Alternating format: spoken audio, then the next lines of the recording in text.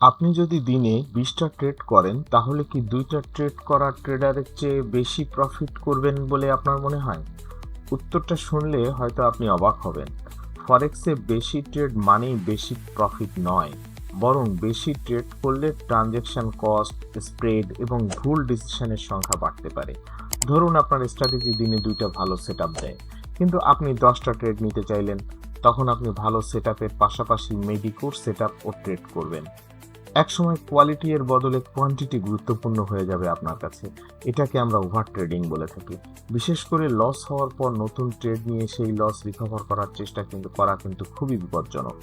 Robot trading এর একটি সুবিধা হলো ট্রেডিং ফ্রিকোয়েন্সি আগে থেকেই কন্ট্রোল করা যায়।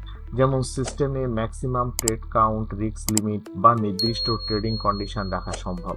তাহলে মার্কেটে শুধু ট্রেড করার জন্য ট্রেড নেওয়ার প্রবণতা কি কমানো সম্ভব হয়?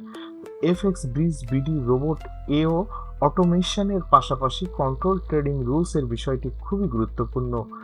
তবে বেশি ট্রেড না নেওয়া যেমন জরুরি, তেমনি ভালো সেটআপ মিস না করার জন্য সিস্টেমের রুলস সঠিকভাবে ডিজাইন করাটাও কিন্তু খুবই গুরুত্বপূর্ণ। তাই প্রতিদিন কতগুলো ট্রেড করলেন সেটা দিয়ে নিজের ট্রেডিং পারফরমেন্সকে বিচার করবেন না। দেখুন কতগুলো কোয়ালিটি সেটআপ আপনি পেয়েছেন।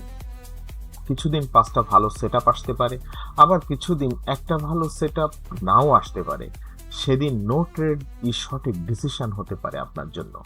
ধন্যবাদ সকলকে। You got this, man.